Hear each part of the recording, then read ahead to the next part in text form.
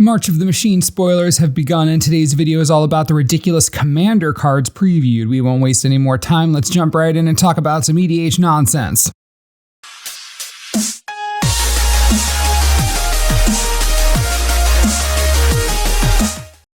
First things first, there are going to be 5 new Commander decks in March of the Machine: an Orzhov, Esper, Naya, Jeskai, and Temur deck. Plenty of customization for basically whatever kind of color combination you want to build with, but more importantly, Planechase has returned. I totally called this. Each Commander deck comes with 5 new plane cards as well as 4 reprint planes and 1 Phenomenon card. If you haven't had a chance to play Planechase before, you are in for a treat. The card type is hilarious and creates really funny board states and dynamic gameplay. I am beyond thrilled about this, and it's very cool that each deck has both new planes and ones from the past. Great way to bring them back and help lower their respective costs. Gorogoro and Satoru is 1 blue, 1 black, and 1 red for a 3/4 legendary creature goblin human. Whenever one or more creatures you control that entered the battlefield this turn deal combat damage to a player, create a 5/5 red dragon spirit creature token with flying. You can also pay 2 mana, and creatures you control gain haste until end of turn. What an absurdly good card, and in the perfect colors for the ever popular and definitely totally a thing Ninja Dragon tribal deck. You can ninjutsu creatures in, then trigger Gorogoro and get your awesome 5/5 dragon. Best part? Look at the wording on the card. It says whenever one or more creatures deal combat damage to a player, which means that you can abuse this. You can hit multiple players and trigger it multiple times, or you can get extra combat phases or double strike. There are tons of ways you can trigger this over and over again, giving you a bunch of dragons next to your bunch of ninjas. Sometimes I think I'm going to get sick of making creature type based decks, but then like ninjas and dragons though. But an even better part about this is that there are so many different synergies you can use. Gorogoro can be built in a bunch of different ways. You can do ninjutsu, of course, but you can also make haste tokens to trigger with things like Mimic Vat. You can utilize Myriad, Encore, and Raid to great effect. The potential for this commander is seemingly endless. I can't wait to build this. Oh, and one last thing, this commander can be a pre-release promo. It isn't standard legal and you can't use it in your pre-release, but it'll be there for some reason.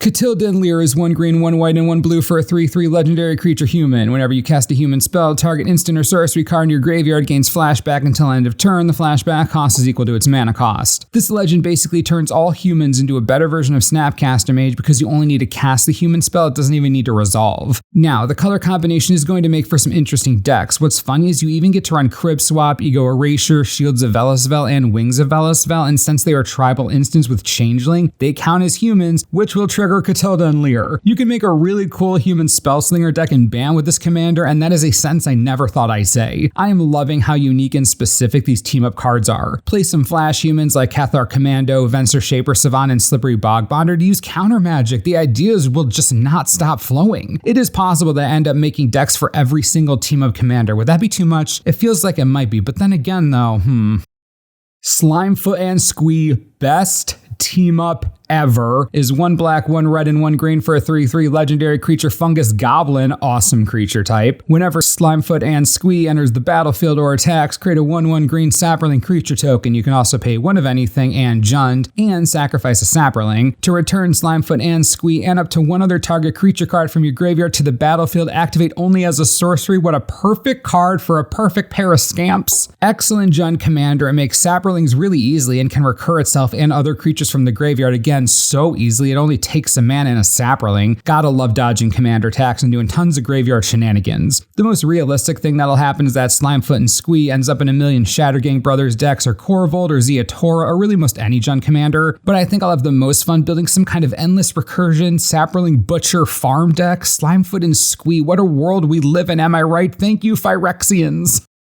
One last spoiler, March of the Machine, the Aftermath, was also teased a little bit. This set is the set after March of the Machine. It's a story-based set that shows what has happened after the invasion and basically how it's impacted the multiverse. We have a preview from that, get your tissues ready. The Kenriths Royal Funeral is 2 of anything, 1 white and 1 black for a legendary enchantment. When it enters the battlefield, exile up to 2 target legendary creature cards from your graveyard. You draw X cards and you lose X life, where X is the greatest mana value among cards exiled this way. Legendary spells you cast cost 1 less to cast for each card exiled with the Kenriths Royal Funeral. Well, I guess it wasn't happily ever after. Oh god.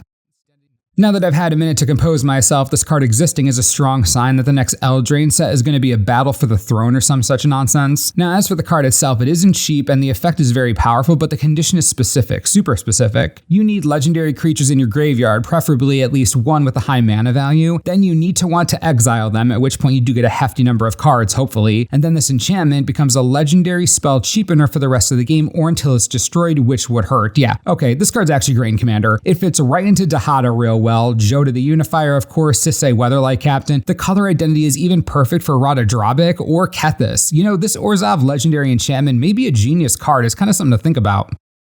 This now catches us up on March of the Machine craziness so far. Please let me know in the comments what you're thinking about all this and if you'd be interested in early Commander brews with some of these awesome legendary team of cards. Gotta know what you're thinking, and as always, thanks for watching and I'll see you next time.